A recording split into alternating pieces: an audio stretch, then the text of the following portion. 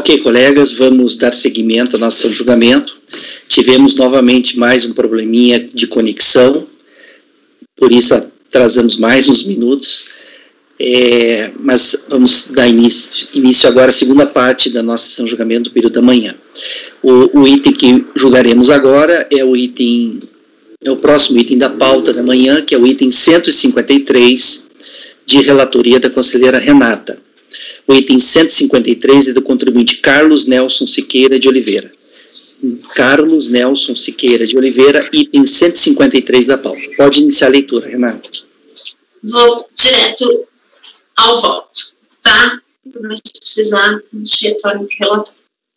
Recurso é tempestivo, preenche os demais requisitos para mais de admissibilidade pelo que dele conhece. Conforme brevemente relatado, trata-se de auto de infração lavrada para a constituição de crédito tributário de imposto de renda da pessoa física relativo ao ano calendário de 2005, decorrente da apuração das infrações consistentes em omissão de rendimentos recebidos de pessoa física sujeitos ao canelhão, omissão de rendimentos caracterizada por depósito bancário de origem não comprovada e falta de recolhimento do imposto de renda da pessoa física devido a título devido a título de canelhão no valor de total de R$ 432.632,04. Eu vou corrigir isso aqui, pois vocês canelhão. Notificado o lançamento, a impugnação apresentada pelo contribuinte foi julgada procedente em parte para cancelar a infração consistente e omissão de rendimentos recebidos de pessoas físicas sujeitas a carnê-leão e, em consequência, exonerar multa isolada pelo não recolhimento do imposto de renda sob a forma de carnê-leão. No recurso voluntário apresentado, o recorrente alega apenas que requer que este aprecie a contestação apresentada já juntada ao processo, não havendo fato novo para ser apresentado. Em preliminar, diz que discorda da decisão da primeira turma de julgamento e, como razões de mérito, afirma que as provas estão anexadas ao processo, não havendo outros documentos a serem juntados. Por fim, conclui que, demonstrada a insubsistência e improcedência da ação fiscal, espera e requer o acolhimento do seu recurso para que seja cancelado o débito fiscal recorrado. Pois bem, diante das razões recursais apresentadas e considerando que não acrescentam nenhum elemento novo que seja hábil a justificar a reforma da decisão recorrida, nos termos que dispõe o artigo 57, parágrafo 3º do RICAF, com a redação dada pela portaria MF 329 de 2017, adota o seguinte trecho da decisão de primeira instância, abaixo reproduzido, para que venha integrar no presente voto como razões de decidir. Aí eu destaquei aqui umas partes. Omissão de rendimentos caracterizado por depósito bancário de origem não comprovada. Diante das arguições do impugnante, cabe aqui fazer algumas considerações sobre o lançamento com base no artigo 42 do 9.430. Deve ser considerado que o que se tributa, aqui ela vai falar de uma parte doutrinária, que é a respeito de que não se tributa os depósitos, simplesmente, mas sim os depósitos de origem não comprovada. Então, eu não vou ler, porque a gente já está cansado de saber disso, né? E aqui o dispositivo estabeleceu uma presunção de origem de rendimentos que autoriza o lançamento do imposto correspondente sempre que o titular da conta bancária, pessoa física ou jurídica, regularmente intimado não comprovar, mediante documentação hábil e idônea, a origem dos recursos creditados em sua conta de depósito ou de investimento. A presunção transfere ao contribuinte o ônus de lhe a imputação, mediante a comprovação no caso da origem dos recursos. Trata-se, afinal, de presunção relativa passível de prova em contrário. Assim, ao fazer uso de uma presunção legalmente estabelecida, o fisco fica dispensado de provar o fato alegado, qual seja a omissão de rendimentos, cabendo ao contribuinte, para afastar a presunção, provar que o fato presumido não existiu. Aí vou passar aqui para a parte destacada em amarelo. O impugnante pretende vincular os depósitos à atividade comercial de compra e venda de aparelhos celulares que alega exercer como autônomo. No entanto, em sua peça impugnatória, assim como fez durante o procedimento fiscal, limita-se ao campo das alegações, apresentando as mesmas justificativas desacompanhadas de qualquer documento que as respalde. Ocorre que o caput do artigo 42 determina que a comprovação quanto à origem dos depósitos deve se dar mediante a apresentação de documentação hábil e idônea.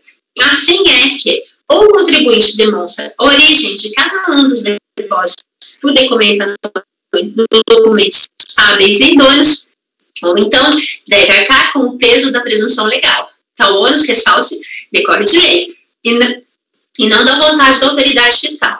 Quanto ao alegado, seria preciso demonstrar a efetiva materialização das operações de compra e venda de aparelhos celulares e que os depósitos bancários em questão decorrem dessa atividade. Nesse sentido, caberia ao impugnante apresentar, por exemplo, cópias das notas fiscais de bens vendidos, acompanhadas de declarações dos adquirentes e das respectivas provas de transferências de numerário do comprador para o vendedor. Ressalte-se que a simples cobrança constante da fatura do cartão de crédito relativa à compra de bens supostamente vendida não é suficiente para demonstrar a ocorrência da operação. Diante da previsão legal para lançamento com base em depósito bancário de origem não comprovada, cabia ao contribuinte tomar a cautela e demonstrar adequadamente os fatos ocorridos que deram origem aos depósitos em sua conta corrente, ficando, neste caso, por sua conta e risco as consequências de tal negligência. Assim, diante do disposto, conclui que a origem dos depósitos bancários elencados a folhas 251 e 257 permanece sem comprovação nesta fase impugnatória, devendo ser mantida a tributação com base no artigo 42 da 9430, conforme efetuado no presente lançamento. Lembrando que, como eu notei em cima de vocês, eu li, como vocês lembram, ele disse que não tinha mais nada a acrescentar e nenhum documento a juntar no recurso. Portanto, diante do exposto, volta no sentido de negar provimento ao recurso voluntário.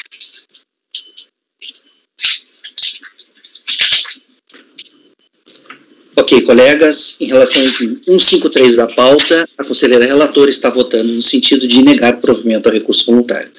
Alguém gostaria de comentar o voto da relatora ou o processo? Não? Luiz, como você vota?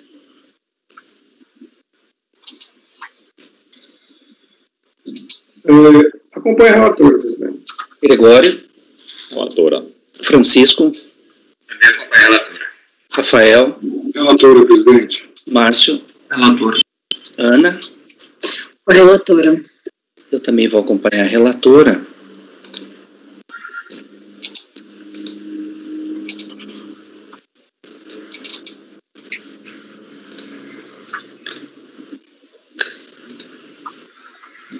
Então, para o item 153 da pauta, do contribuinte Carlos Nelson Siqueira de Oliveira, ficará assim o resultado. 153. Acordam os membros do colegiado, por unanimidade de votos, em negar provimento ao recurso voluntário. Repetindo, item 153 da pauta, do contribuinte Carlos Nelson Siqueira de Oliveira. Acordam os membros do colegiado, por unanimidade de votos, em negar provimento ao recurso voluntário. Vamos passar agora para o item 154, do contribuinte José do Egito Barbosa. José do Egito Barbosa, item 154, de relatoria do conselheiro Gregório. Gregório, pode iniciar a leitura. Eu vou direto ao voto, presidente. O recurso voluntário é tempestivo e atende os demais requisitos de admissibilidade e deve, portanto, ser conhecido, conforme exposto no relatório supra, trata os presentes casos de glose de deduções consideradas indevidas pela fiscalização, referentes a despesas médicas e pensão alimentícia. O contribuinte defende, em síntese, a dependência econômica dos filhos, a dedutibilidade dos pagamentos feitos para o plano de saúde Unimed e a dedutibilidade dos pagamentos feitos aos filhos a título de pensão alimentícia, face à sentença judicial. Pois bem, a matéria em questão já foi objeto de análise por esse egrégio conselho por ocasião do julgamento do processo 10.384.000.573.2007-12 do mesmo contribuinte, envolvendo as mesmas glosas, divergindo do presente caso apenas em relação ao ano calendário. Este se refere ao ano calendário de 2006 e aquele ao ano calendário de 2004. Neste aspecto, estando as conclusões alcançadas por unanimidade de votos pelos membros da primeira TO, da primeira Câmara dessa segunda sessão de julgamento, em consonância com o entendimento perfilhado por este relator, adota os fundamentos da decisão daquele colegiado, consubstanciado no acordo em indicado de relatoria do conselheiro Alexandre Naok, mediante transcrição do inteiro teor do seu voto condutor. E aí, passando a essa fundamentação que eu adoto como razões de decidir, já na página seguinte, após a transcrição dos artigos do Código Civil, é dito que, à luz dos aludidos normativos, observa-se que, no presente caso, o contribuinte autorizou, consoante se infere aos atos, ao final do ano calendário de 2001, que sua respectiva fonte pagadora descontasse de seu salário o montante de 50% de sua remuneração a título de pensão alimentícia, que deveria ser repassado diretamente aos seus 5 filhos. Com vistas à obtenção de sentença declaratória de seu direito, o ofertante ajuizou, em dezembro de 2006, ação de oferta de alimentos em favor dos citados alimentandos, domiciliados, frise-se, no mesmo endereço do ofertante. Relativamente à referida ação judicial, foram acostados aos autos parecer favorável do Ministério Público Estadual, bem como decisão judicial acatando, em caráter expresso, a pretensão contida na exordial, determinando o destarte, a retroação de seus efeitos, a data em que se iniciou o desconto de sua remuneração em favor de seus filhos. Verifica-se, portanto, à luz dos documentos acostados aos autos, que o valor da pensão alimentícia já vinha sendo descontado pela fonte pagadora, consoante atesta, inclusive, o Ministério Público Estadual. Houve, após o ajuizamento da ação de oferta de alimentos, expressa a determinação judicial acolhendo a pretensão do autor, isto é, fazendo retroagir a referida oferta à data em que repassados os valores diretamente aos seus filhos. E aí, com base nessas razões, foi provido o recurso voluntário do contribuinte neste particular, e eu também estou dando provimento aqui nesse ponto. Em relação à questão da despesa médica, o que acontece é que essa despesa se refere aos seus filhos, mas que não foram declarados como dependentes na declaração do imposto de renda do contribuinte. Então, naquele processo foi negado o provimento, e aqui também é o mesmo caso, também estou negando o provimento. Ao final, eu digo que registre pela sua importância que não houve interposição de recurso especial contra a decisão em destaque, cujos fundamentos ora são adotados como razões de decidir do presente voto. Ante o exposto, concluo o voto no sentido de dar provimento parcial ao recurso voluntário, restabelecendo a dedução de pensão alimentícia. É como eu voto, presidente.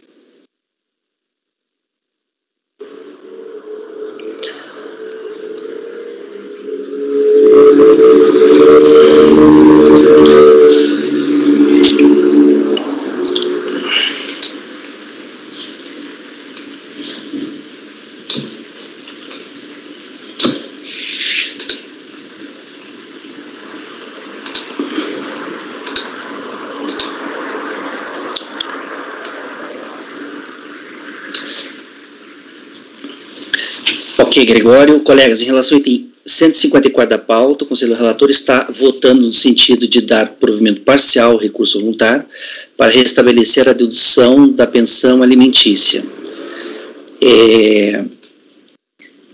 Só um pouquinho.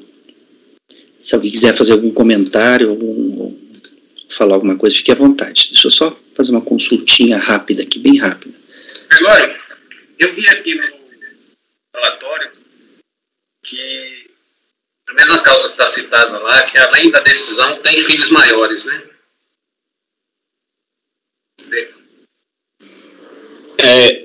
Ele informa isso, mas a rigor, quando você vai ver, não sei se é um texto padrão ou não. Mas eu estou perguntando que às vezes só acontece ser texto padrão. Aí quando você vai no detalhamento, ele fala pensão alimentícia não comprovada. Quando ele vai falar de cada um, né, de cada um dos filhos, ele fala pensão alimentícia não comprovada. Não comprovada, no caso, seria judicialmente, né, por ausência de decisão judicial. Talvez, se não preencher também, porque a pensão foi declarada, na declaração, aí ele foi intimado e ele não comprovou. Então, o fato de não comprovar, eu entendo que ele pode ser considerado mais abrangente. Tipo, no meu entendimento, se ele é maior e não tem aquela decisão inicial, não se aproveita se ele é maior. Eu já fiz uma declaração de voto, já tive um voto assim. Aí, precisaria dar uma olhadinha nas datas de nascimento para os fatiadores, se já tinham mais de 18 anos. Porque aqui, no meu entendimento, há uma confusão que Às vezes o pessoal faz confundindo pensão alimentícia com dependente. Dependente até 24 para a faculdade é uma coisa. Eu entendo que pensão judicial não se enquadra aí. Depois de 18 anos ele é maior, e depois que ele sai maior, ele sai daquele de direito de família, que era o pátrio poder antigamente, e passa para o direito de fraternidade, que aí é um outro artigo lá do Código. Né?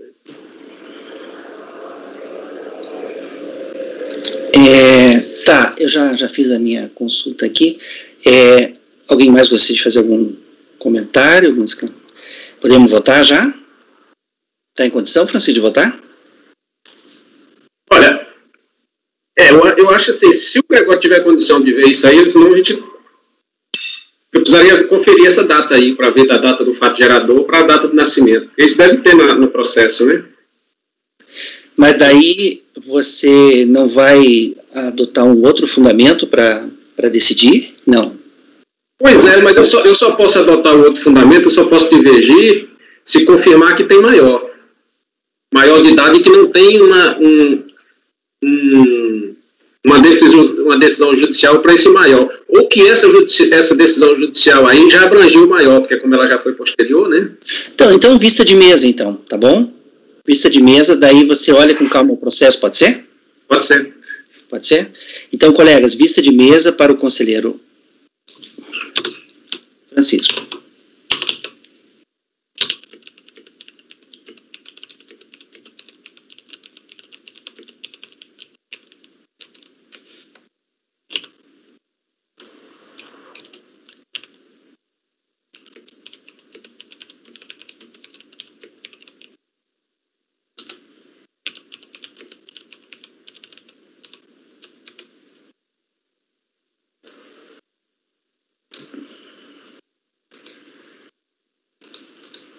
Esse foi o item 154, vista de mesa para o conselheiro Francisco. Presidente, o item 152, a vista que eu pedi pode ser convertida para vista de mesa? Não dá agora, porque já foi prolatada a decisão. Ok, né? Tudo bem, porque eu já tenho condições de votar. Aquele eu, inclusive, estava em condições de votar também. Eu também estava em condições de votar. Mas Então, na dúvida, faz assim, Luiz. Quando você ficar um pouquinho na dúvida, assim, pede vista de mesa. Aí, depois, se for o caso, você sentir que não, é melhor uma vista mesmo, assim, para eu ter um mês para estudar. Aí não, eu estudei porque o processo é mais fácil do que eu pensei, né? Da narrativa que tinha no voto. Eu olhei os dois processos a penso e está bem simples para votar. Tudo bem. Tá. Mas beleza, a sugestão é essa. Pedir vista de mesa, daí, se for o caso, depois uma minha vista mesmo, né? Vamos agora passar para o item 155 da pauta. 155 da pauta do contribuinte Jurandir Alves de Freitas. Jurandir Alves de Freitas, item 155, também de relatoria do conselheiro Gregório. Gregório, pode iniciar a leitura. Indo direto ao voto, o recurso voluntário é tempestivo e atende os demais requisitos de admissibilidade, deve, portanto, ser conhecido, conforme sinalizado no relatório supra, tratos presente caso de notificação de lançamento, com vista de débitos do imposto de renda da pessoa física, em decorrência da constatação pela fiscalização da seguinte infração: compensação indevida de imposto de renda retido na fonte, referente à ação trabalhista aí indicada. Na impugnação apresentada, o contribuinte defendeu em síntese que o imposto de renda retido na fonte, objeto deste lançamento, refere-se a rendimento recebido em decorrência de ação trabalhista em trâmite na 37ª Vara do Trabalho do Rio de Janeiro. A fim de comprovar suas alegações, juntou os documentos de folhas 8 e 10 a saber: cópia do alvará judicial, determinando o pagamento em favor do contribuinte hora recorrente da importância de 86 mil fração com os acréscimos legais, cópia da nota fiscal de serviço no valor de 46 mil referente a honorários advocatícios, cópia do recibo emitido pelo contribuinte atestando que recebeu do seu patrão naquela ação judicial o valor líquido de R$ 42.387, conforme aí indicado. E aí você vê que nessa memória de cálculo tem ali o imposto de renda descontado no processo. A DRJ, por seu turno, manteve isto do lançamento fiscal nos seguintes termos em síntese: o alvará comprova, de fato, o recebimento por parte do contribuinte do valor de 86 mil fração, referente ao citado processo trabalhista. As folhas 9 consta comprovante de pagamento dos correspondentes honorários advocatícios. Tais elementos, no entanto, não comprovam qualquer valor de retenção de imposto na fonte sobre os rendimentos oferidos em decorrência da demanda trabalhista. O único documento constante dos autos em que há referência expressa ao valor do imposto de renda retido na fonte, informado na DIF, é o recibo de folhas 10, emitido pelo próprio contribuinte. Assim, com base no princípio da livre convicção na apreciação da prova, entendo que tal documento por si só não se revela suficiente para comprovar a efetiva retenção do imposto na fonte, conforme pretende interessado. Então, o único documento que foi apresentado em sede de impugnação com a informação referente ao imposto que foi retido na fonte decorrente do pagamento recebido pelo contribuinte na ação trabalhista foi o recibo que foi apresentado, assinado pelo próprio contribuinte. E a DRJ, com base nessa argumentação, manteve o lançamento. Em sede de recurso voluntário, com vista a afastar o fundamento do órgão julgador de primeira instância, no sentido de que não restou comprovado o montante do imposto de renda retido na fonte, o contribuinte trouxe ao presente processo a memória de cálculo de folha 56, extraída dos autos daquela ação trabalhista, na qual resta expressamente informado o imposto de renda retido na fonte em questão. Confira-se. E é a imagem da memória de cálculo constante do processo da ação trabalhista. Como se vê, o valor objeto do alvará judicial, no montante de 86 mil, corresponde justamente àquele apurado na memória de cálculo supra, com a dedução do imposto de renda retido na fonte, no valor de 46 mil fração. Ante o exposto, voto por dar provimento a recurso voluntário, afastando-se a glosa do imposto de renda retido na fonte, no montante de R$ 45.185,04. É como eu voto, presidente. Ok, Gregório. Colegas, em relação ao item 155 da pauta, o conselheiro relator está votando no sentido de dar provimento. O recurso é só esse, né? É só e nesse valor aí, né? Então, está dando provimento integral ao recurso, né? O conselheiro está dando provimento integral ao recurso, afastando a glosa da compensação do imposto de renda retido na fonte no montante de R$ 45.185,04. Esse documento aí do processo, em algum momento ele foi trazido aos autos e o contribuinte está trazendo novamente com o recurso? Está nos autos aí?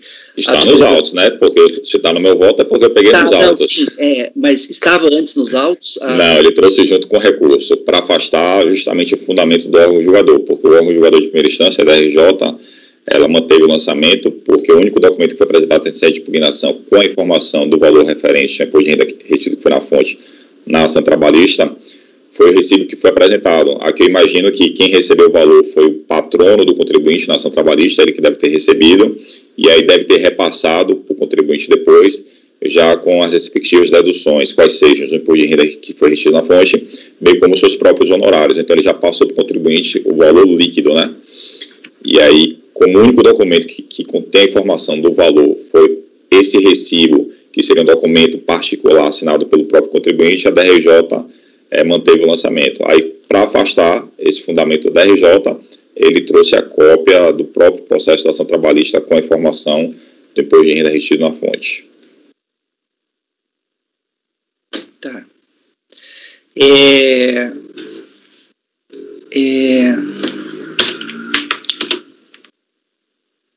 Gregório, eu vou pedir vista de mesa só para dar uma conferida nesse. A gente volta depois para finalizar o julgamento, tá?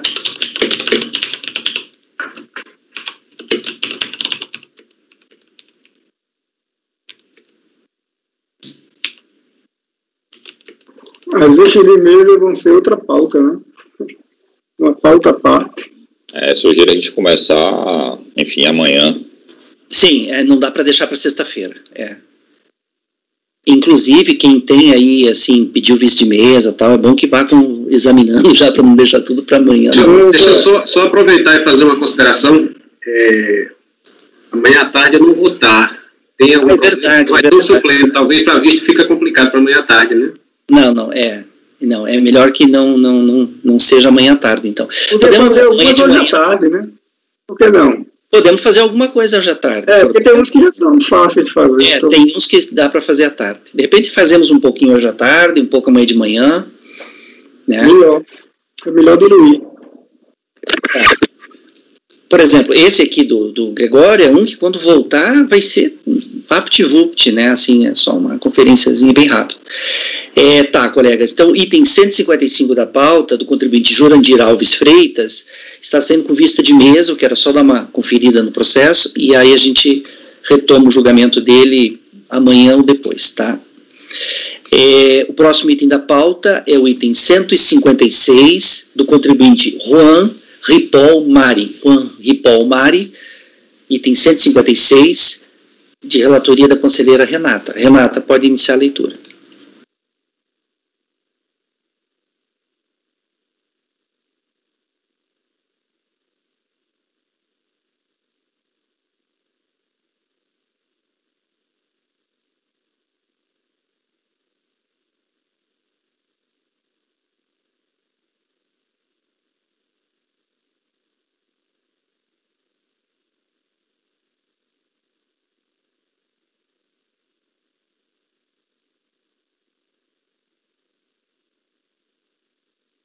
Renata, microfone.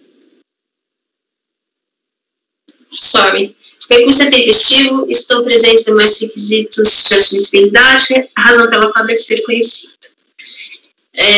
Do acréscimo patrimonial descoberto. Conforme brevemente relatado, trata-se de auto de infração, lavrado para a constituição de crédito tributário de imposto de renda da pessoa física relativo aos anos calendários de 2003 e 2004, decorrente de infração de omissão de rendimentos caracterizada por variação patrimonial descoberta relativa ao mês de dezembro do ano calendário de 2003 e depósitos bancários de origem não comprovada relativo ao ano calendário de 2004 relacionados à conta corrente 17778, agência 34568 do Banco Bradesco S.A. No que diz respeito à infração consistente em omissão de rendimentos caracterizada por variação patrimonial descoberta, relata a autoridade fiscal autuante, no termo de verificação fiscal, que deixa eu aumentar aqui, gente, que eu estou prejudicada para enxergar sem óculos. Em concomitância com a fiscalização do contribuinte, foi iniciado procedimento de diligência para a apuração da transferência a título de crédito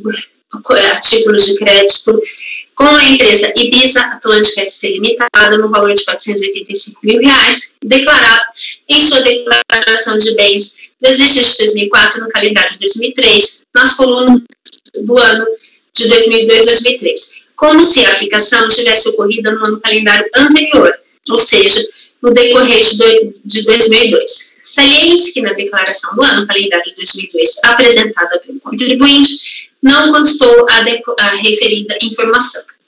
Conforme se demonstra com as cópias anexadas aos termos de estimação lavrados em 10 de 2 de 2007, 15 de 2 de 2008 e 23 de 10 de 2008, o contribuinte foi insistentemente intimado a comprovar o espaço temporal em que ocorreu o fluxo de valor entre a empresa Ibiza Atlântica S.C. Limitada. Entretanto, não apresentou documentação que demonstrasse a sua ocorrência em 2002, como quis que aparecesse. Da mesma forma, a empresa também foi intimada e intimada, conforme termos lavrados aos 28 de 7 de 2008 e 24 de 10 de 2008, a apresentar seus livros contábeis, contemplando os lançamentos em questão. O único documento entregue a essa fiscalização pelo Sr. João Ripoll Mari foi a cópia de um balanço patrimonial do ano calendário de 2005, onde consta no seu passivo a informação de empréstimo contraído do sócio no valor de R$485 mil. Observando-se as declarações entregues à Receita Federal do Brasil pela empresa Sociedade Ibiza Atlântica SC Limitada, CNPJ final 000102, verificamos que não consta registro de empréstimos contraídos junto ao sócio João Ripoll Mari no ano calendário de 2002.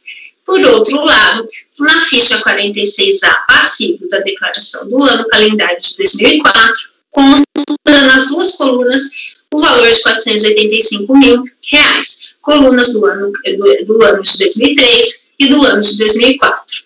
A declaração da pessoa física do senhor João Ripoll Mari do ano calendário de 2002 também não apresenta tal registro, como já foi acima mencionado, do que se conclui que o citado empréstimo não ocorreu em 2002, e sim em 2003, por tratar-se de operação que envolve uma relação entre partes e pessoas ligadas, isto é, sócio e empresa. As informações prestadas para a Receita Federal do Brasil pela pessoa física devem coadunar com as informações da pessoa jurídica, o que fica claro que a transação de empréstimo ocorreu no ano calendário de 2003. Com os elementos disponibilizados a essa fiscalização, foi possível a apuração da variação patrimonial do contribuinte, considerando como aplicação o valor de R$ 485 mil, como ocorrido no mês de dezembro de 2003. Considerando também como dispêndio a aplicação no citado demonstrativo, foram incluídas as aquisições de cotas de capital das empresas Sociedade Ibiza Atlântica SC Limitada e Pit Uso Palace Hotel Resort Limitada.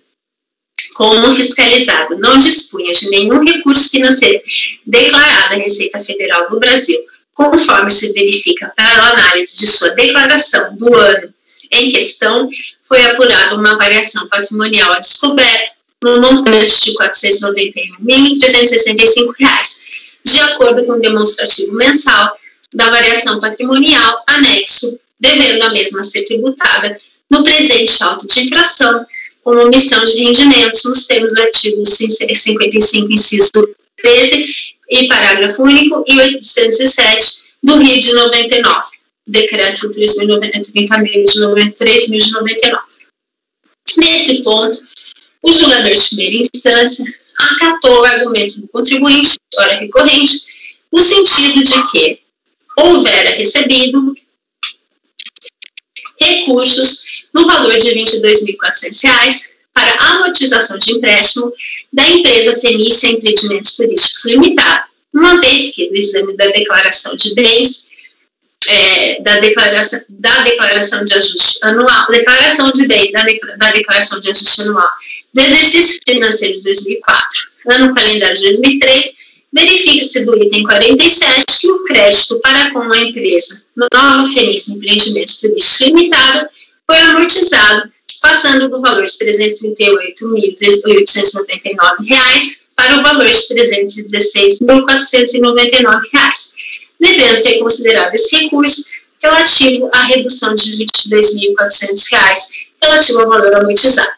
Assim, em relação ao valor mantido, o recorrente em seu recurso insiste que não se verificou no período excesso de aplicações sobre origens, pois o valor da transferência de R$ 485 mil para a empresa Ibiza Atlântica, informada na declaração de bens e direitos de sua declaração de ajuste anual do exercício de 2004, ano calendário de 2003, nas colunas dos anos 2002 e 2003, não teve origem nesses anos, mas é ano anterior ao do exercício fiscalizado, ou seja, a transação foi realizada em 1996, conforme consta do correspondente razão analítico, bem como do Diário Geral e do Balanço Patrimonial neles transcritos, mantendo-se pendente em conta de passivo como acionistas no Balanço Patrimonial da Ibiza do ano calendário de 2005,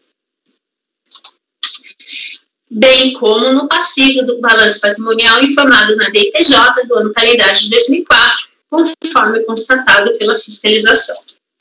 Assim, a não informação pelo recorrente do fato na DAA do ano calendário de 2002, conforme exposto pela fiscalização, não tem o condão de anular referido ao lançamento efetuado na declaração do ano calendário de 2003, na coluna do ano anterior. Trata-se, na verdade, de mero lapso da informação repetida anualmente desde 1996, constante, por sua vez, do passivo do balanço patrimonial transcrito no Diário Geral da Ibiza, no ano de 2003. Logo, é um fato que não gera qualquer efeito fiscal na apuração da variação patrimonial do recorrente, desde a ocorrência da transação. A esse respeito, considerando que esses argumentos são exatamente os mesmos apresentados em primeiro grau, nos termos do artigo 57, parágrafo 3º do anexo 2º do RICARF, adoto como razões de decidir o seguinte trecho da decisão recorrida. Na impugnação, vem o senhor contribuinte esclarecendo que o desembolso do valor de 485 mil, destinado para empréstimo para a empresa Bisatlântica SC Limitada, ocorreu no ano de 1996. Como prova desse fato, juntaram-se o livro diário geral e o razão analítico relativamente aos danos calendários de 96 e 2003, destacando-se a conta contábil relacionada ao empréstimo feito pelo senhor contribuinte, Juan Ripomari, folha 162 e 180. A prova do argumento de que o desembolso ocorreu no ano calendário de 1996, livro diário geral e o razão analítico, folhas 162 e 180, é insuficiente face às declarações de informações econômico-fiscais da pessoa jurídica, DIPJ, da empresa e Bisatlântica SC Limitada. As declarações de informações econômico-fiscais da pessoa jurídica demonstram que no ano calendário de 2002 não havia consignado no passivo empréstimo no valor de 485 mil reais. O empréstimo somente aparece a partir da declaração de informações econômico-fiscais da pessoa jurídica do exercício financeiro de 2004, ano calendário de 2003. Como já esclarecido, na preliminar, os registros contábeis do livro diário geral e do livro razão analítico, trazidos na impugnação, são cópias e que essas cópias não demonstram registro na junta comercial no ano de 96. A declaração de bens da declaração de ajuste anual no exercício financeiro de 2003, ano calendário de 2002, não informa a existência desse direito de crédito. Portanto, mantém-se o entendimento da fiscalização, consignado no auto de infração, de que o referido desembolso ocorreu no ano calendário de 2003, podendo-se tomar o mês de dezembro. Acrescento às razões acima que o Código Civil dispõe, em seu artigo 1181, que, salvo disposição especial de lei, os livros obrigatórios, e se for o caso as fichas, antes de postos em uso, devem ser autenticados no registro público de empresas mercantis. A autenticação não se fará sem que esteja inscrito o empresário ou a sociedade empresária, que poderá fazer autenticar os livros não obrigatórios. O RIG 99, por sua vez, dispõe em seus artigos 258, parágrafo 4º, que, vou ler só aqui o parágrafo 4º, os livros ou fichas do diário, bem como os livros auxiliares referidos no parágrafo 1º, deverão conter termos de abertura e de encerramento e ser submetidos à autenticação no órgão competente do registro do comércio, e quando se tratar de sociedade civil, no registro civil das pessoas jurídicas ou no cartório de registro de títulos e documentos. Assim, os documentos em questão não são hábeis a demonstrar o que pretende o recorrente, dado que não há prova do necessário registro no órgão competente. Dos depósitos bancários, comprovação da origem. O auto de infração objeto do presente processo administrativo também ocorreu infração de omissão de rendimentos, caracterizada por rendimentos caracterizados por depósitos bancários de origem não comprovada. Durante a ação fiscal, o recorrente foi intimado a comprovar 18 depósitos. Desses, a autoridade atuante considerou justificado pelo contribuinte 10 depósitos e não aceitou as justificativas apresentadas relativamente a 8 depósitos, totalizando R$ 57.200. Em sua impugnação, o contribuinte reconheceu não ter oferecido a tributação 2 depósitos, no valor de R$ 400 e de R$ 3.000, estando como não comprovadas, portanto, 6 depósitos, no valor de R$ 53.800, quais sejam esses que eu listei nessa tabela aqui. A respeito da origem desses depósitos, em seu recurso voluntário, o recorrente reitera os argumentos apresentados em sua impugnação, no sentido de que foram efetivados em espécie em sua conta, em decorrência de um contrato de mútuo com a empresa Nova Fenícia Empreendimentos Turísticos Limitada, celebrado aos 3 de 2004, no valor de R$ 150.000, Desse modo, nos termos do 57, parágrafo 3º do RICARF, com a redação dada pela portaria 329, adoto como razões de decidir o seguinte trecho da decisão de primeira instância. Aí fala da comprovação, aqui vou na parte destacada. Para o presente caso, o senhor contribuinte quer nos fazer crer que a movimentação financeira cuja origem deixou de ser comprovada relaciona a empréstimos feitos à empresa Nova Fenícia Empreendimentos Turísticos Limitadas por meio de contrato particular de mútuo no valor de R$150 mil. Como já bastante esclarecido no relatório, o procedimento de fiscalização, a auditora fiscal considerou como comprovada a origem de diversos depósitos bancários, 10 depósitos, por haver correlação com o contrato particular de mútuo. A documentação apresentada demonstrava a transferência bancária entre a conta corrente da empresa e a conta corrente do senhor contribuinte. Pelo razão analítico da empresa Nova Fenícia Empreendimentos Turísticos, a folhas 98 e 100, a autoridade fiscal concluiu que 10 depósitos bancários correlacionavam-se com o contrato particular de mútuo, dando por comprovada a origem. Assim, de um montante de R$ 144.447,65, deu-se por comprovada a origem relacionada a 10 depósitos bancários, que somavam o valor de R$ 87.247,65, tributando-se o restante 8 depósitos bancários, que somaram o valor de R$ 57.200. Na impugnação, o senhor contribuinte insiste no argumento de que os 8 depósitos bancários, todos feitos em espécie, relacionam-se com o contrato particular de mútuo. Como prova desse argumento, juntam-se aos autos de extrato da conta corrente da empresa, mantida no Banco do Bradesco, e documentos da contabilidade da empresa Nova Fenícia Empreendimentos Turísticos, que demonstram o saque na conta caixa. O senhor contribuinte vem correlacionando o saque com o depósito bancário feito na sua conta corrente. O exame da documentação juntada aos autos, notadamente o documento contábil, cópia de cheque, folhas 193 e 197, e da conta corrente em nome da empresa Nova Fenícia Empreendimentos Turísticos, não leva à conclusão de que os saques foram contra o caixa da empresa e, mais ainda, de que os depósitos pudessem se correlacionar com o suposto saque, correspondente à cópia de cheque. Houve saque contra o caixa de uma empresa através da emissão de cheque da empresa, fato perfeitamente representado pela cópia de cheque e liquidação do cheque perante a conta corrente bancária da empresa. Quer-se fazer entender que o depósito bancário na conta corrente do seu contribuinte, objeto da infração de emissão de rendimentos, seja parte desse cheque e, ademais, seja por conta do contrato particular de mútuo. Não há prova do argumento.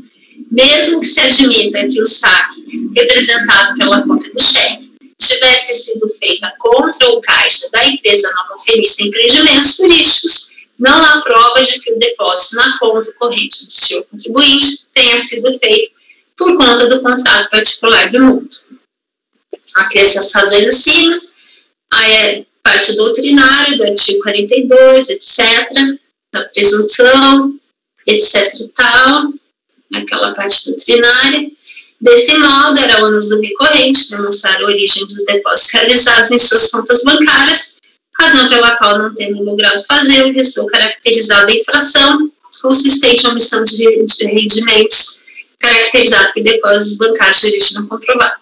Diante do disposto, voto no sentido de negar provimento ao recurso voluntário. Ok, Renata, colegas, em relação ao item 156 da pauta, a conselheira relatora está votando no sentido de negar provimento ao recurso voluntário.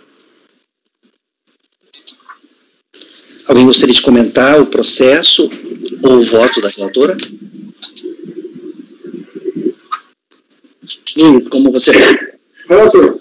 Gregório. Relatora. Francisco. Também acompanha a relatora. Rafael. Relatora, presidente. Márcio. Acompanha, né? Relatora. Ana. Relatora.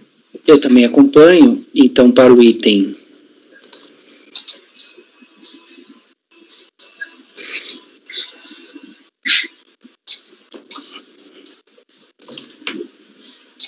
156 da pauta,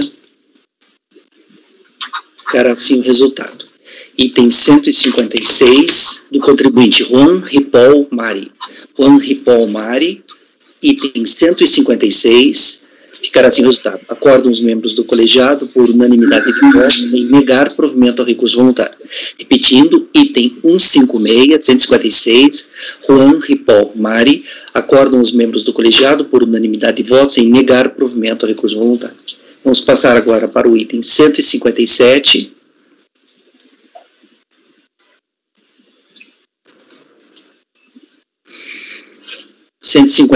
Da pauta, da contribuinte Catiele Pereira da Costa. Catiele Pereira da Costa, item 157, também de relatoria da conselheira Renata.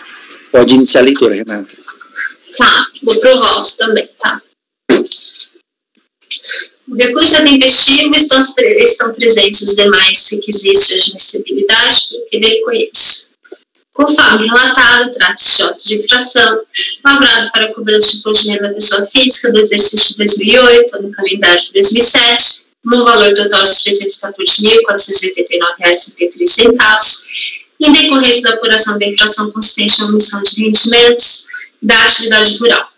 Em procedimento fiscal realizado junto ao senhor Eduardo Pereira da Costa, irmão e parceiro agrícola da fiscalizada, foi emitido o termo de intimação no domicílio fiscal daquele contribuinte, que foi respondido acompanhado de documentação comprobatória.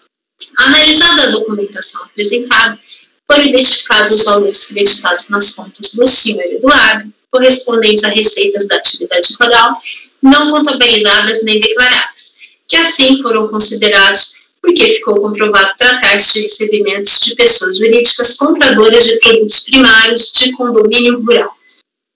O montante dos depósitos créditos bancários demonstrados na planilha elaborada pela autoridade fiscal como omissão de receitas da atividade rural perfez a quantia de R$ 1.358.861,35.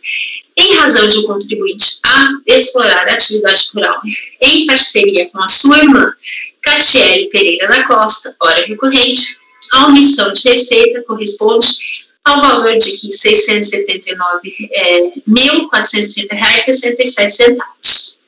Notificada do lançamento, a contribuinte apresentou impugnação tempestiva, que foi julgada procedente em parte. Em seu recurso voluntário, a contribuinte alega, em síntese, que, conforme documentação anexada aos autos da folha 146 e 148, comparece ao presente processo a empresa Produtos Alimentícios Orlândia Limitada e declara a compra e os pagamentos efetuados ao recorrente, comprovando dessa forma que houve somente uma negociação na qual estão baseadas as notas fiscais aqui relacionadas e os pagamentos a elas correspondentes são relativos a essa mesma e única operação. Nesta oportunidade, novamente, a mesma empresa compradeira comparece aos autos para atestar os fatos ocorridos e declarar novamente, em 2007, ocorreu a negociação de 1.554.709 quilos de soja, objeto das mencionadas notas fiscais, pelo valor líquido de R$ 793.308,85 e que a diferença entre o valor da soma das notas fiscais e o valor líquido pago no importe de R$ 15.479,07 refere-se a diferencial de pauta estabelecida pela Cefaz e pago a título de royalties a Monsanto, o que não foi observado pela autoridade autuante. 2. Afirma que com a empresa Caramuru Alimentos Limitada, como as demais, forneceu o documento de negociação de folhas 88 e que o valor de R$ 14.730, pago aos 27 de 8 de 2007, se refere ao fechamento final do contrato de venda de 375 quilos de soja em grãos a granel, conforme notas fiscais de folha de 89. 3. Com relação à empresa Cargill Agrícola S.A., anexa com recurso voluntário, extrato físico-financeiro com demonstrativo do fechamento do contrato de compra e venda de número final 270, relativo a 516 mil quilos de soja em grãos a granel, e aponta dados no documento que demonstram o valor bruto e o valor líquido na data do fechamento da operação. Alega que não tinham acesso a esse documento na data da elaboração da contabilidade, razão pela qual foram contabilizadas as notas fiscais elaboradas no relatório da empresa. Afirma que as notas fiscais relativas à entrega do produto, oriundas do contrato em questão, se encontram nos autos do processo final 2011-35 de seu irmão e parceiro agrícola Eduardo Pereira da Costa. Por fim, reafirma que, conforme comprovam as provas constantes dos autos, não houve omissão de rendimento. E caso se insista na cobrança dos valores autuados relativos às notas fiscais de venda, haverá bitributação. Pois bem, a recorrente em seu recurso voluntário apenas reproduz os argumentos apresentados em sede de impugnação, sem acrescentar nenhum elemento novo que seja hábil a justificar a reforma da decisão recorrida. Nem mesmo os documentos anexados aos autos, com recurso voluntário, são hábeis a afastar e demonstrar o que pretende a recorrente, e assim afastar o lançamento, conforme demonstra na sequência. E, para tanto, nos termos do artigo 57 do RICARF, aprovado pela Portaria 343 de 2015, adotarei algumas passagens do julgado de primeira instância para que venham integrar o presente voto com as razões de decidir, às quais oportunamente farei referência. Com relação à diferença existente entre o valor total dos depósitos efetivados pela empresa Produtos Alimentícios Orlândia Limitada na conta do parceiro agrícola da recorrente, no valor de R$ 808.817,92, e o valor total das notas fiscais apresentadas com justificativa para esses mesmos depósitos, R$ 793.338,85, a recorrente anexou o documento de folha 180, que se trata de nota de débito da empresa compradora datada de 20 de 12 de 2007, no valor de R$ 15.479,07, na qual essa empresa afirma ter efetuado o débito desse valor à conta do recorrente, que seria relativo a descontos que obtivemos sobre toda a negociação da compra de 1.554.709 quilos de soja em grãos, safra 2006-2007, sendo este o montante total da soja negociada neste ano de 2007 com nossa empresa, conforme notas fiscais, essas aqui numeradas, totalizando o valor de R$ 888.817,92, e considerando a soma total dos pagamentos efetuados ser de R$ 793.338,85, salientamos que esta divergência entre os valores refere-se à diferencial do valor da pauta estabelecida pela Cepaz Goiás com os preços de mercado da soja, ambos oscilantes, como normalmente acontece neste ramo de negócio. O débito, R$ 15.479,07. Embora a justificativa constante do documento em tela tenha ajustado o valor total das notas fiscais ao valor dos depósitos, curioso notar que esse documento data de 20 de dezembro de 2007, mas somente tenha sido trazido aos autos nesta oportunidade e não tenha sido apresentado à autoridade fiscal atuante nem ao julgador de primeira instância. Ademais, há que se notar que o fato ali apontado, no sentido de que a divergência entre valores decorreria a diferença do valor de pauta de valores de referência da base de cálculo do ICMS estabelecida pela Secretaria da Fazenda de Goiás, é algo que haveria de ser demonstrado e não simplesmente afirmado. Ademais, como bem ressaltou o julgador de primeira instância, a folhas 284 e 285, a empresa adquirente declara ter realizado compra de soja em grãos do contribuinte, junto a extrato individual, para corroborar os pagamentos via Banco do Brasil, as notas fiscais de entrada, além de informar que nem sempre os valores das notas são coincidentes, tendo em vista a oscilação de preço. Mais uma vez, é preciso registrar que não há dúvida sobre a transação entre um contribuinte e a Produtos Alimentícios Sorlândia.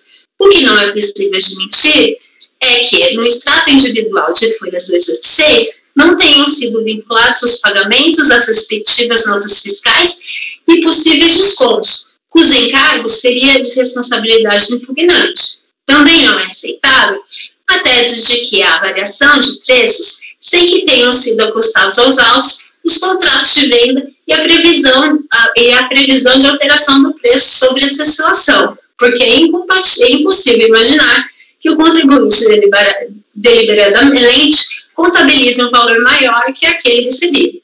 No que diz respeito à alegação acerca da empresa Caramuru Alimentos Limitada, o contribuinte afirmou no quadro de folhas 259, integrante da tese de defesa, que R$ 162.335,62 foram recebidos por meio de cheques em adiantamentos em diversas datas, sem especificá-las, o que impede a verificação da entrada dos valores na conta bancária. Isso porque, havendo provas de que o valor mencionado seria correspondente a rendimentos da Caramuru, a diferença lançada pela fiscalização de R$ 14.730 poderia ser entendida como integrante do valor de R$ 177.062,62, que totaliza os recebimentos. Os documentos juntados pela defesa não são capazes de comprovar que o valor de R$ 14.730 está inserido no montante pago pela Caramuru, em razão da venda de soja com fixação de preço, motivo pelo qual deve ser mantida a omissão de rendimentos. Em relação à empresa Cargill Agrícola S.A., a recorrente anexou aos autos extrato com um demonstrativo de fechamento do contrato de compra e venda de número final 270, relativo à venda de 516 mil quilos de soja em grãos a granel. Neste documento, ela destaca alguns dados, especialmente o valor bruto, R$ 197.799,99, e o valor líquido na data de fechamento da operação, R$ 199.266,84. Alega que não tinham acesso a esse documento na data da elaboração da contabilidade, razão pela qual foram contabilizadas as notas fiscais declaradas no relatório da empresa, e que as notas fiscais se encontram nos autos do processo final 2011-35 de seu irmão e parceiro agrícola, Eduardo Pereira da Costa.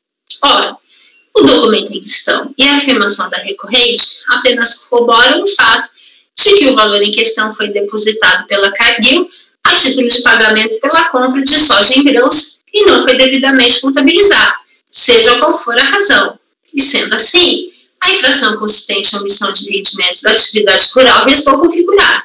Importante ressaltar que, com relação à empresa Cargill Agrícola S.A., como a própria recorrente afirma, não há nenhuma nota fiscal anexada aos autos para instruir a defesa da recorrente. As notas fiscais relativas à entrega do produto, oriundo do contrato acima citado, encontram-se no processo do contribuinte Eduardo Pereira da Costa, processo número final 1135, conforme abaixo relacionadas. Anote-se, conforme dispõe o artigo 16, terceiro, no decreto 70.235/72, a impugnação mencionará os motivos de fato e de direito em que se fundamenta, os pontos de discordância e as razões e as provas que possuir. Não tendo a recorrente trazido aos autos elementos necessários para fazer prova do quanto afirma, não é possível analisar as razões de defesa no que diz respeito a essa empresa. Diante do disposto, voto no sentido de negar provimento ao recurso voluntário. Ok, Renata. Colegas, em relação ao item 157 da pauta, a conselheira relatora está votando no sentido de negar o provimento ao recurso voluntário. Alguém gostaria de comentar o voto da relatora ou o processo? Não? Luiz, como você vota? Relatora. Gregório? Relatora. Francisco? Relatora. Rafael? Relatora, presidente. Márcio? Relatora. Ana? Relatora. Eu também acompanho a relatora, então, para o item 157 da pauta, da contribuinte Catiele Pereira da Costa, ficará assim o resultado. Acordam os membros do colegiado, por unanimidade de votos, em negar provimento ao recurso voluntário. Item 157, acordam os membros do colegiado, por unanimidade de votos, em negar provimento ao recurso voluntário. Esse foi o processo da Catiele Pereira da Costa. O próximo item da pauta é de minha relatoria. Eu acho que dá tempo da gente fazer. Acho que vai dar tempo de fazer. Eu vou disponibilizar para vocês.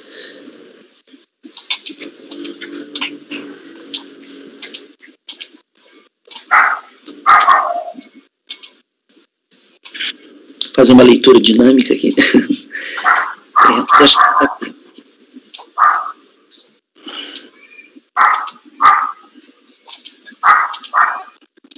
É o item 158 da pauta, do contribuinte Adelar.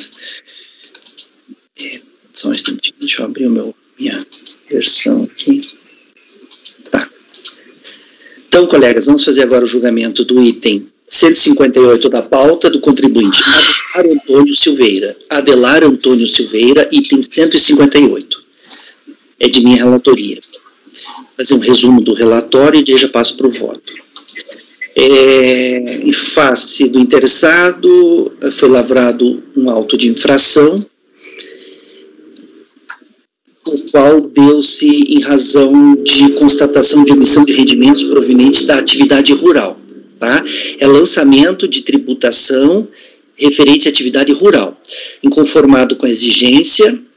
Até coloquei ali entre colchetes a certificação para que vocês vejam a questão da decadência, né? O ano calendário aqui é 98, tá? A ciência ocorreu em fevereiro de 2002. O interessado apresentou impugnação. E aí trago no relatório as alegações da impugnação.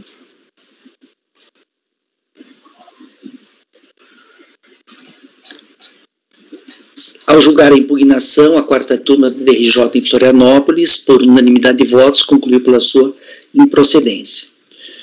O contribuinte, então, cientificado, interpôs recurso voluntário. Eu trago ali as alegações recursais no relatório, e aí no voto eu vou tratar das alegações recursais. Então eu vou passar direto para o voto. Esse é o relatório. Do conhecimento, o recurso voluntário tempestivo e atende aos mais requisitos, dele conheço. Da alegada nulidade da decisão recorrida. O recorrente alega a nulidade da decisão recorrida por preterição do direito de defesa, uma vez que não teria sido possibilitada a juntada de novos documentos. Contudo, não merece guarida tal alegação. O contribuinte, ora recorrente, foi autuado em 20 de fevereiro de 2002 e apresentou sua impugnação em 22 de março de 2002. Em 10 de abril de 2002, o contribuinte solicitou juntada do livro Caixa, de folhas tais. Então, veja, depois de apresentar a impugnação, ele solicitou a apresentação do livro Caixa. Tá? E ali traz trago no meu voto o requerimento dele, a petição dele, os termos da petição.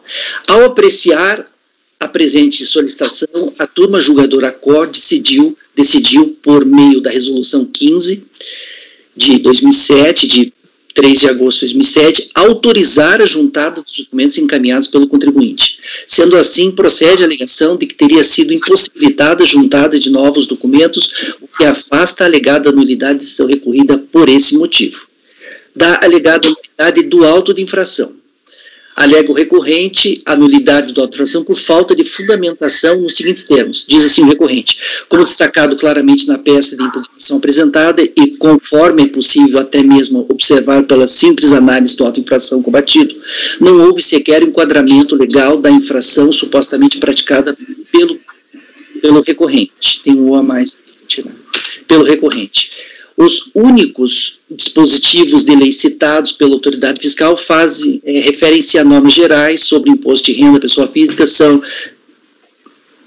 não sendo suficiente, outros sim, para dar suporte ao ato administrativo.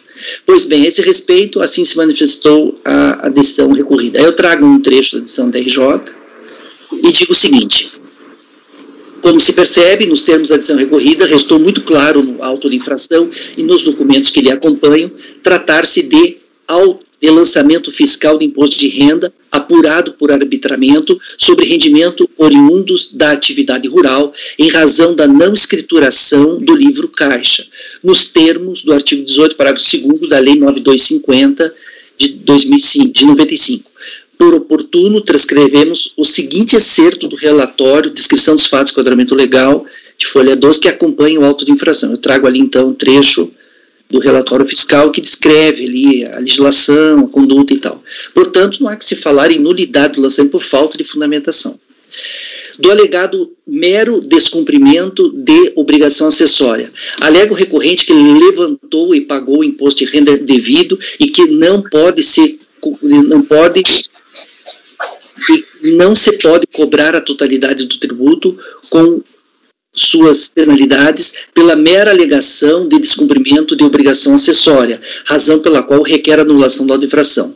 Todavia, em que pese o alegado, a escrituração do livro caixa é uma obrigação tributária acessória que deve ser observada pelo contribuinte conforme se estabelecido na legislação de regência vigente no tempo dos fatos. Aí eu trago ali dispositivos ali 9250 e 95 e do decreto 3000, que é o regulamento de imposto de renda vigente ao tempo dos fatos. Conforme se observa, à luz dos dispositivos acima transcritos, a apuração do resultado da exploração da atividade rural se dá por meio do livro caixa e a sua não escrituração implica no arbitramento da base de cálculo do imposto, a razão de 20% da receita bruta obtida no ano calendário. Portanto, se o contribuinte estiver enquadrado nas regras desses dispositivos, deve escriturar o livro caixa sob pena de ter o seu imposto devido apurado por arbitramento, que foi o que aconteceu no caso em análise. Lembrando que a atividade administrativa de lançamento é vinculada e obrigatória, sob pena de responsabilidade funcional, sendo esta a inteligência do artigo 148 do CT. Desse modo, procede as alegações recursais nesse ponto. Do fato gerador do imposto de renda. Segundo o recorrente, o acórdão sob análise também merece ser reformado na parte em que menciona que o cálculo do IR, do imposto de renda, não foi feito com base em depósitos bancários, e sim por arbitramento do lucro da atividade rural, a razão de 20% da receita bruta efetivamente comprovada pelo contribuinte, pois, nos termos do auto de infração, a fiscalização adotou unicamente, exclusivamente, como fato gerador do imposto de renda da pessoa física, os depósitos bancários. Contudo, não procede a alegação. Para melhor análise da questão, vejamos o seguinte trecho do julgado da COR. Trago novamente um trecho da COR e digo o seguinte: como se nota, a decisão recorrida não disse que o cálculo do imposto de renda não foi feito com base em depósitos bancários, mas sim que o lançamento se deu em virtude de omissão de rendimentos caracterizada pela existência de depósito de origem não comprovada. O lançamento não se deu em virtude de omissão de rendimentos caracterizados pela existência de depósitos bancários de origem não comprovada. Não se deu, ok? Isso é o que é dito. E, de fato, segundo assentado pela fiscalização no relatório fiscal, os depósitos bancários tiveram a sua origem comprovada. Porém, como tais depósitos, em sua grande maioria, são oriundos da atividade rural, e o recorrente não fez a escrituração do livro caixa, apurou-se o imposto por arbitramento, a razão de 20%, sobre o montante de depósitos de R$ 1.680.465,84, identificados como oriundos da venda de produtos agrícolas, o que resultou em uma base de cálculo de R$ 336 mil, aproximadamente. Dessa forma, também procede a defesa desse ponto. Da alegação quanto à Lei 10.174 de 2001, o recorrente aduz a necessidade de reparo na decisão recorrida na parte em que não foi reconhecida a impossibilidade de aplicação retroativa da Lei 10.174 de 2001, com a consequente declaração de nulidade do auto de infração. Segundo a defesa, a Lei 9311/96, em sua redação vigente ao ano calendário objeto do lançamento, vedava a utilização dos depósitos para a constituição de crédito tributário relativo a outras contribuições ou impostos, e tal vedação foi suprimida pela Lei 10.174 de 2001.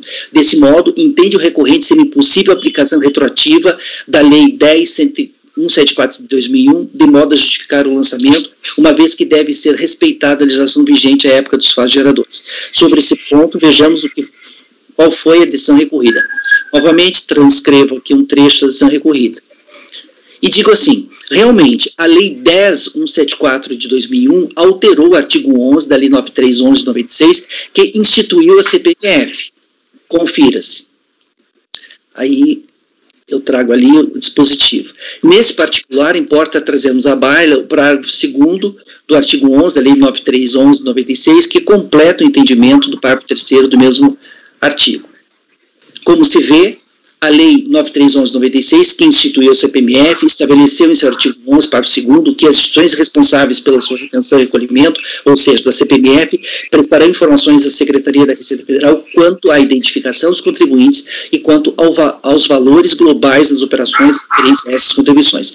Entretanto, os depósitos bancários utilizados no lançamento fiscal, ora questionado, foram obtidos diretamente nos extratos bancários fornecidos pelo recorrente, em atendimento ao termo de início de fiscalização.